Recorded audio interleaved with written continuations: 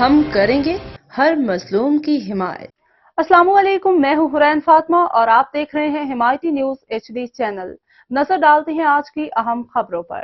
کراچی سے رپورٹ کر رہے ہیں بیورو چیف حاکم علی دل۔ کراچی ضلع ملیر قائد آباد پاکستان پیپلز پارٹی کے رہنما PR coordinator security staff Sindh Nadir Ali Panhwar اور general secretary PHA Raja Khan Swati کی جانب سے minister public health and rural development Muhammad Saleem Baloch کے اعزاز میں خوبصورت تقریب منعقد کی گئی۔ پاکستان پیپلز پارٹی کے رہنما PR coordinator security staff Sindh Nadir Ali Panhwar اور general secretary PHA Raja Khan Swati کی خصوصی دعوت پہ minister public health and rural development Muhammad Saleem Baloch, minister food development Abduljabbar Khan کی قائد آباد PHA سوسائٹی میں آمد پھولوں کی گلدستوں کے ساتھ پاکستان پیپلز پارٹی کے نعروں سے بھرپور استقبال۔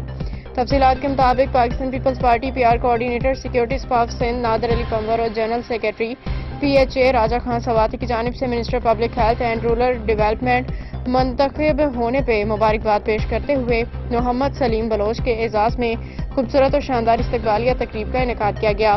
تقریب کا آغاز تلاوت کلام پاک سے کیا گیا۔ اس موقع پہ پاکستان پیپلز پارٹی کے سیاسی سماجی رہنماؤں سمیت مذہبی تاجر برادری، وکلا برادری، دیگر اہم شخصیات نے شرکت کی۔ Minister public health and rural development Muhammad Saleem Baloch نے شرکا سے خطاب کرتے ہوئے کہا کہ ملک میں سیاسی استحکام وقت کی ضرورت ہے۔